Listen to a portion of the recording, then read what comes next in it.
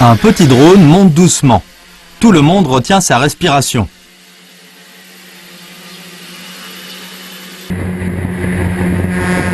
Ce drone muni d'une caméra examine tous les détails de deux mâts du drapeau dans un angle de prise jamais vu auparavant.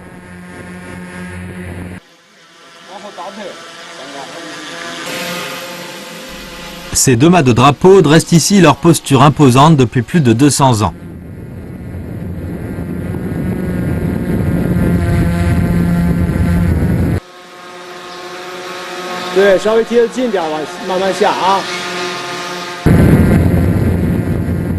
Quelqu'un repère des formes de caractères dans une image vidéo fournie par la caméra du drone.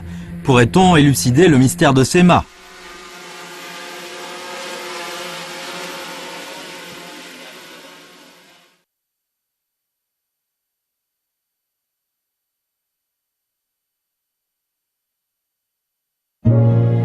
Le bourg de Chaudienne fait partie du district de Chotzi, situé à l'ouest de la province du Henan.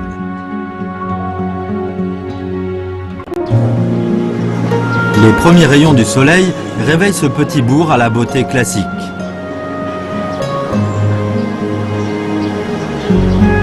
Ces deux mâts s'érigent calmement dans le centre du bourg depuis 200 ans.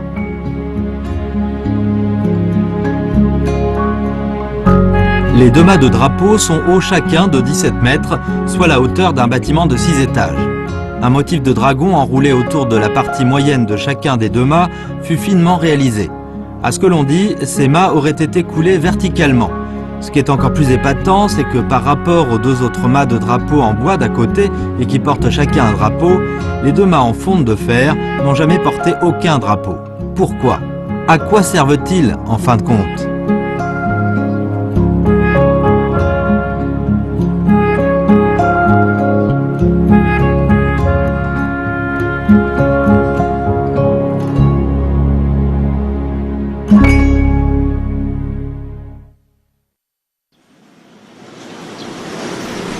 D'aucuns disent que la raison d'être des mâts de drapeau de Chaudienne tient beaucoup à la disposition singulière de ce petit bourg. En effet, cette petite cité disposait dans l'ancien temps de 9 portes. Or, dans l'histoire de la Chine, seules les cités impériales comme Beijing, Nanjing et Xi'an jouissaient de cette prérogative impériale. Pourquoi un petit bourg antique retiré et loin des grandes villes a-t-il pu en bénéficier ?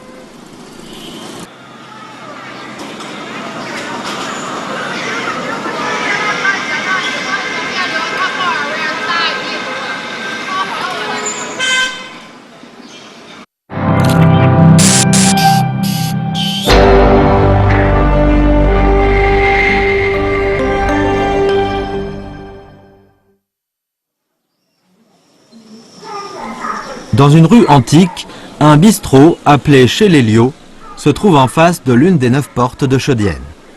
C'est le passage obligé des touristes. Le patron du bistrot invite les clients désireux de déguster son vin à boire 3 verres d'un seul trait. Celui qui tiendra bien l'alcool pourra continuer à boire à crédit.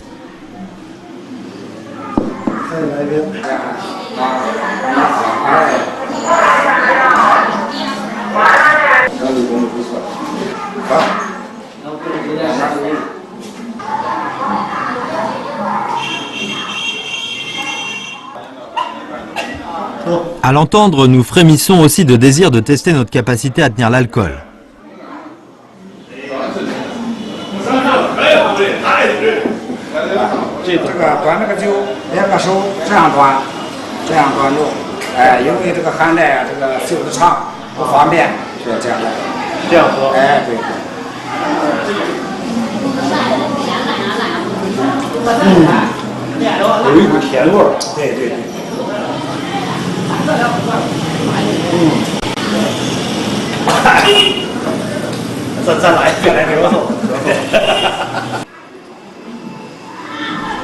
Ce vin n'est pas fort en réalité. En agissant de la sorte, le patron veut faire connaître le passé dont il est fier de son bistrot Chez les Liaux. Le voici. Dans les dernières années de la dynastie des Han de l'Ouest, Liu Xiu, l'un des membres de la famille impériale déchue à cause de l'usurpation du trône par Wang Mang, arriva un jour dans un petit bourg nommé Xinglong, dans son vagabondage pour fuir une poursuite mortelle. il a bu dans un petit bistrot pour noyer son chagrin dans le vin. Soudain, l'enseigne drapeau portant un gros caractère, Liu, de ce bistrot, attira son attention.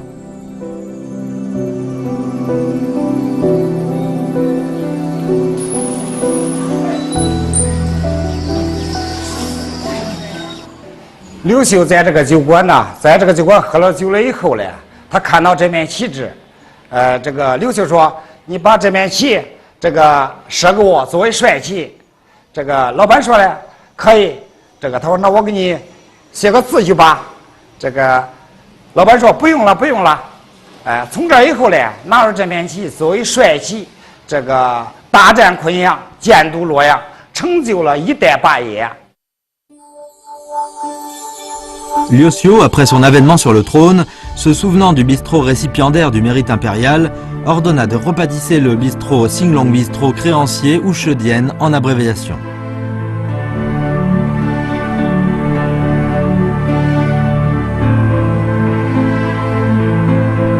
Mais en réalité, les mâts de drapeau en fer de Chedienne avaient-ils vraiment des liens avec Liu Xiu? D'après Sudong, spécialiste en histoire et en culture de Shotsi, cette belle légende qui se transmet depuis longtemps rend les mâts de drapeau en fer délectables. Mais d'après ce qui a été consigné par écrit dans des documents, ces mâts ont été fabriqués beaucoup plus tard.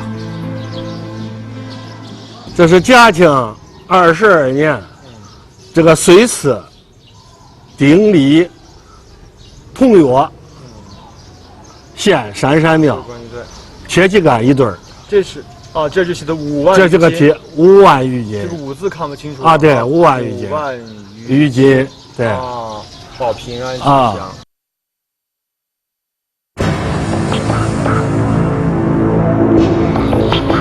Dans l'ancien temps, comme de nos jours, en Chine comme à l'étranger, un mât de drapeau est destiné dans la plupart des cas à porter un drapeau pour transmettre un effet visuel et sensibiliser les gens. Les formes de mât de drapeau ne sont pas compliquées. En Chine, dans le sud de la province du Fujian, cette sorte de mât sculpté était destiné à citer en exemple les lauréats des examens impériaux de telle ou telle famille.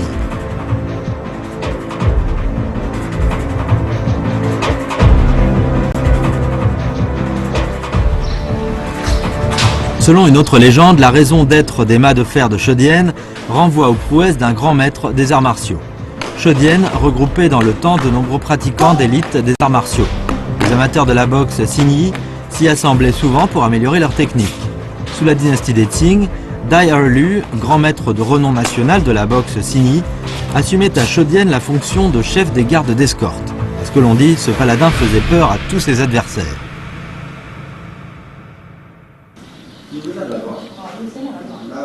他有一个非常厉害的绝招，就是飞身上旗杆，飞身上旗杆，纵身跳上3尺多高的旗杆，然后单臂夹住，上身保持正直，不能下落。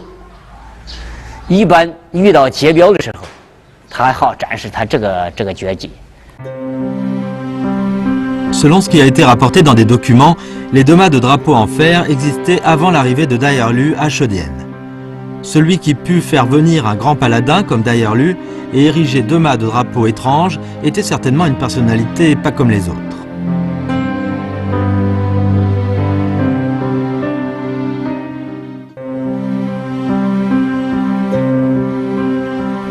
De nos jours, nous pouvons toujours voir des magasins plusieurs fois séculaires à Chedienne. Chacun d'entre eux possède une légende commerciale. Il y a 300 ans, des anecdotes autour de la richesse se déroulaient avec fracas dans le petit bourg de Chedienne, à l'époque où le commerce n'était pourtant pas apprécié.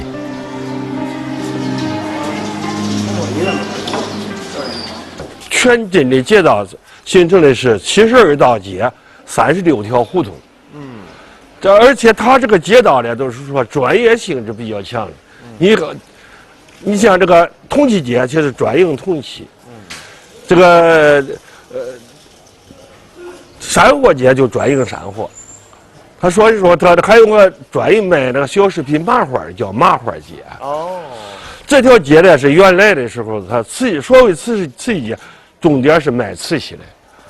卖瓷器的这个当时的全国的6大窑系的瓷器都集中在这儿。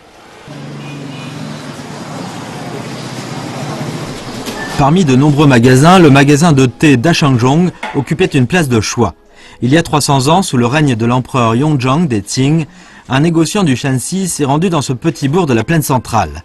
Il commença à y édifier son royaume commercial par l'ouverture d'un magasin en tenant compte des conditions géographiques locales privilégiées et de la possibilité d'expansion de ses affaires à l'échelle nationale.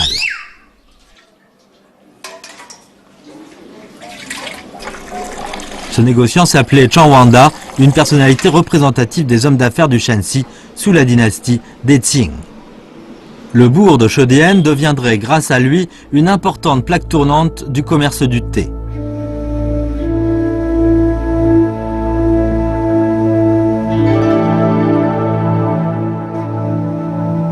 Le mont Wuyi était le point de départ situé au sud de l'ancienne route du thé et Tiakretru était son terminus au sud, à la frontière sino-russe.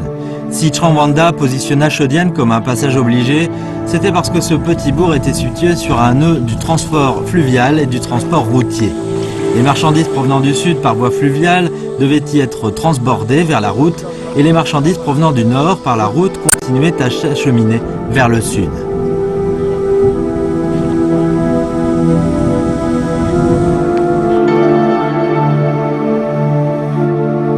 De nos jours, on peut encore voir des blocs de pierre. Ce sont des poids de balance et talons utilisés pour peser des marchandises.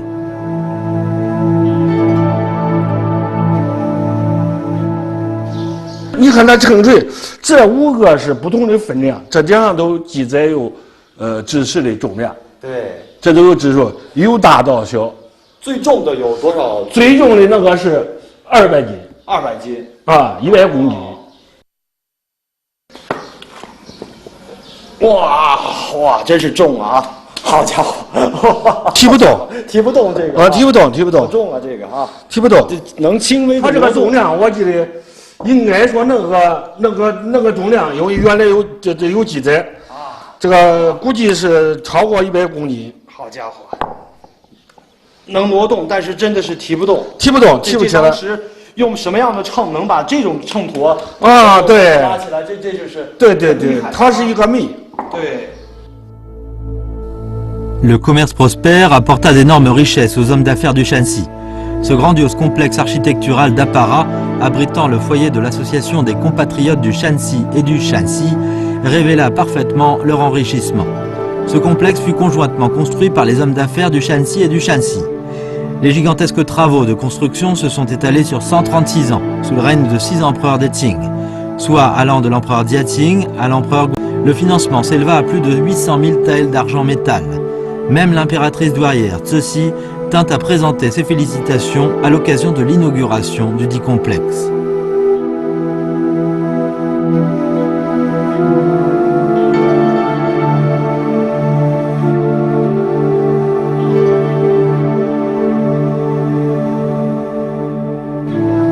À l'intérieur du foyer, le mercantilisme est omniprésent.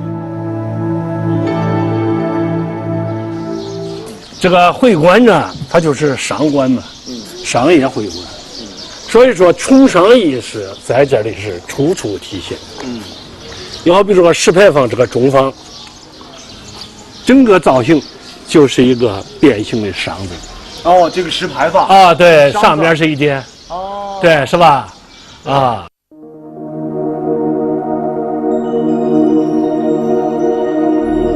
Ces linteaux de porte étaient des embasses sculptées de motifs de colliers de sapèque, ainsi que ces statues en bois sculptées d'or, illustrent la fierté des négociants nantis du Shanxi et du Shanxi. Cependant, ils se cramponnaient obstinément à leur philosophie concernant la réussite.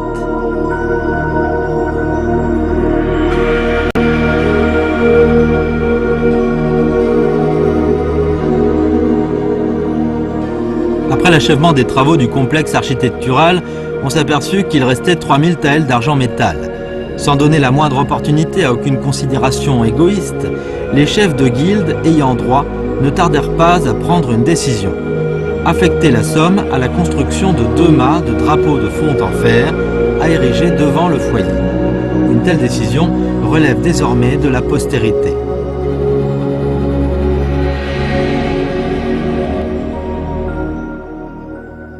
它是高是17.6米，重是5万余斤，而且是在所有的建筑都建起来了以后才竖起来。在这样架桥的地方，这样重的重量，这样的高度，在当时又没有起重设备，这样竖起来的，这里头就是最大的气。 D'après Sudong, les deux mâts furent coulés avec une méthode ancienne à jamais perdue. 不够那么长吧？分解运土法呀，都是首先是把这个铁旗杆的模具的位置要固定，这个四周围上木板，这个定好了以后呢，再往里头填土，基本填平。 把板拍这个土拍实，这个土一般的是黄沙土，拍实了后主要是固定，在拍实的过程中一定要找好这个模具的垂直线。 De nos jours, on n'arrive pas à identifier tous les détails du chapiteau du mât, même depuis le pavillon Xuanzienne, qui se trouve le plus proche des mâts. La chambre de commerce de Chaudienne a fait ériger ces mâts il y a 300 ans, tout en y laissant un mystère. Elle souhaitait qu'ils soient placés non seulement devant le foyer de l'association des compatriotes du Shanxi, mais aussi du Shanxi.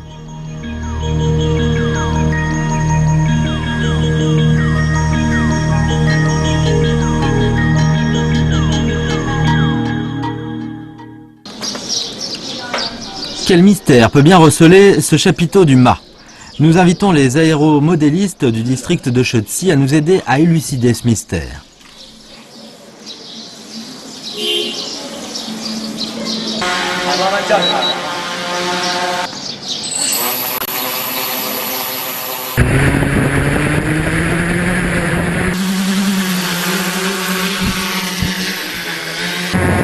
Le petit drone grimpe doucement à une hauteur de 15 mètres, tout près du chapiteau du mât à gauche. On aperçoit soudain 2 caractères, Dai, honnêteté, dans une image vidéo fournie par la caméra du drone.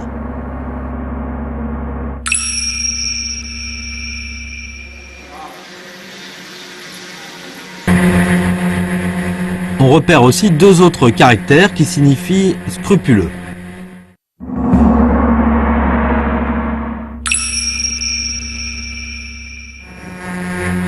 Un motif de sabre est superposé à chacun de ces caractères. Pourquoi a-t-on coulé les mots honnêteté scrupuleuse sur le haut des 2 mâts?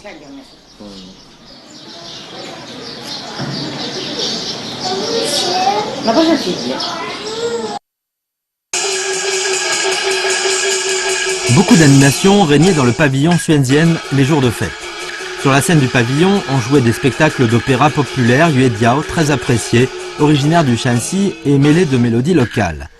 À l'époque, on jouait très souvent des spectacles dans le foyer de l'association des compatriotes du Shanxi et du Shanxi. Mais parfois aussi comme un moyen de punition. Car au terme des règlements de la profession, les commerçants transgresseurs étaient tenus de faire venir à leurs frais une ou plusieurs troupes de théâtre pour se produire pendant 3 jours consécutifs. C'était là la punition la moins sévère.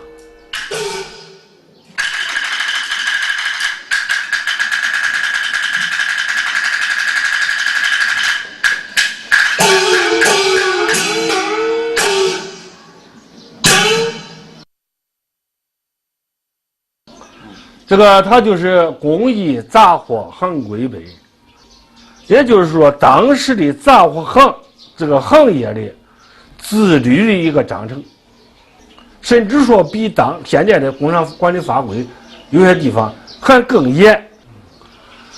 卖货不得论资儿，必要注重过程，违者罚银50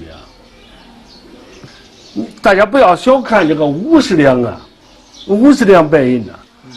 当时的县令1年的薪水也就是45两白银，所以说形成了个当时社店的一个良好的商业规矩、商业面貌，也就是商德、商魂、商道。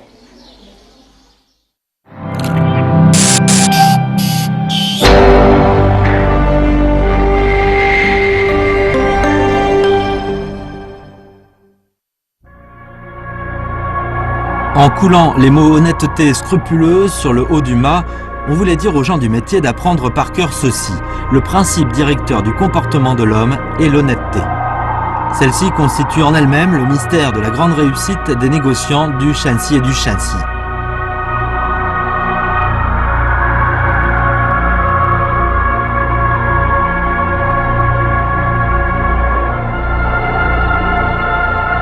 Et alors, quelle est la signification que revêt ce motif de sabre superposé au caractère honnêteté scrupuleuse?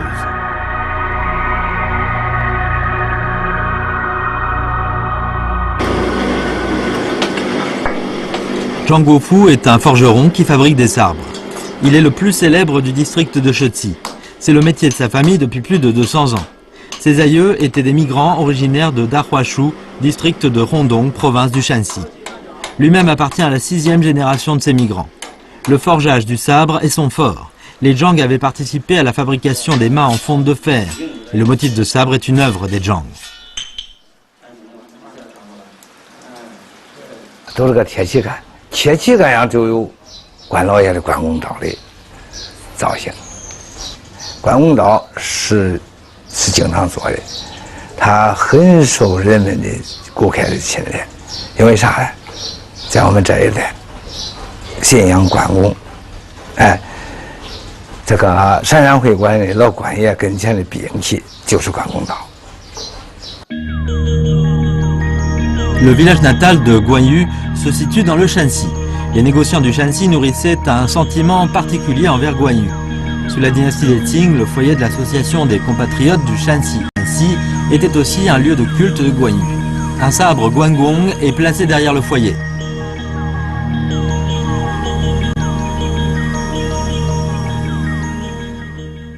我的义气感在此。如果你违背了一义取利的经商精神，也就是违背了你的良心，那么你就必然要受到关公是无所不知啊，无所不能啊，关老爷就不饶你，就是这样的一种理念，这就是理气为证。 Les deux mâts de drapeau en fonte de fer de Chaudienne, exposés aux intempéries depuis 200 ans, ont vécu les vicissitudes des choses de ce monde, allant de la légende autour de Liuxiu, débiteur, à l'action des négociants du Shanxi, co-créateurs des mâts, qui font parler d'eux avec beaucoup de brio de nos jours. Bref, ces fameux mâts sont les témoins de l'honnêteté encouragée par la Chambre de commerce.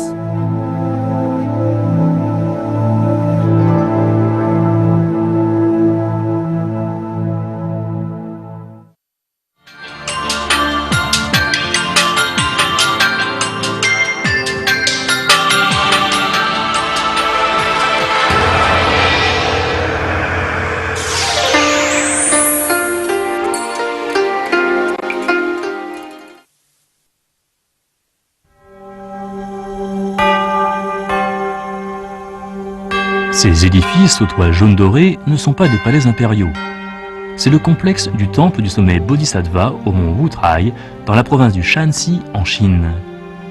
À partir de la dynastie des Tang, il y a plus d'1 millier d'années, la tuile jaune fut définie comme matière exclusive aux édifices impériaux. Le complexe du temple du sommet Bodhisattva, tant du point de vue du format, des couleurs que des décorations, respire la magnificence impériale. Les travaux de construction de ce complexe de temple sur le mont Wutrai commencèrent en l'an 480. Il y eut des extensions au fil des siècles. Le portique multicolore du temple porte la dédicace « Haut lieu sur un sommet miraculeux », calligraphié par l'empereur Kangxi. Mais ce qui est incompréhensible est que l'empereur eût mis un trait de moins au caractère chinois « sommet ». Jusqu'à ce jour, personne n'a pu fournir d'explication.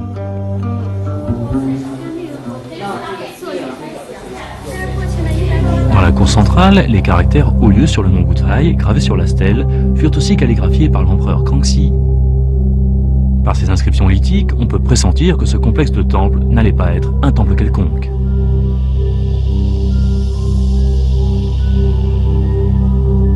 Le complexe comprend la salle Maharaja, la grande salle du trésor puissant et la salle Manjusri.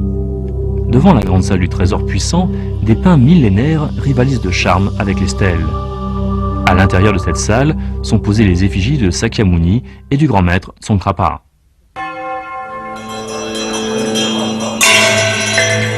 Wutrai est considéré dans le milieu bouddhiste comme le sanctuaire du Bodhisattva Manjusri.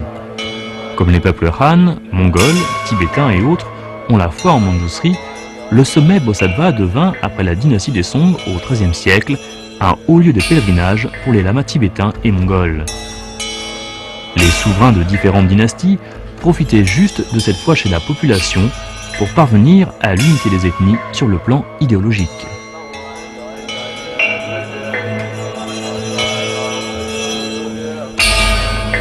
L'inscription en 4 langues sur cette stèle fut calligraphiée par l'empereur Tianlong lors de son 6e pèlerinage sur le mont Wutrai.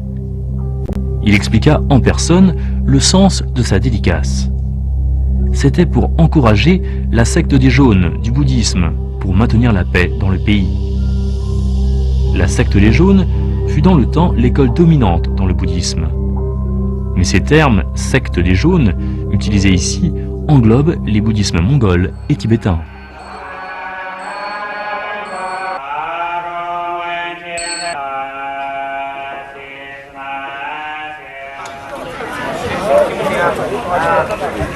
Le mont Wutrai occupe une place prépondérante dans la culture du bouddhisme tibétain et Han.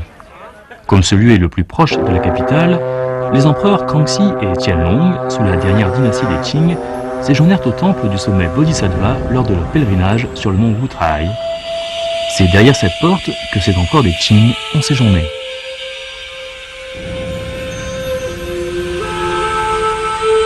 Dans l'Antiquité, en Chine, le jaune était considéré comme signe de noblesse et le pourpre de joie, de somptuosité et de richesse. Il y a 2000 ans, les palais impériaux sous la dynastie des Zhou étaient déjà teintés de pourpre, si bien que les sanctuaires adoptèrent par la suite briques rouges et tuiles grises pour décorer leurs édifices. Comme les empereurs avaient leur résidence provisoire ici, ce temple fut autorisé à utiliser les mêmes matériaux que ceux des édifices impériaux. Murs pourpres et tuiles jaunes sont les signes typiques d'un temple impérial.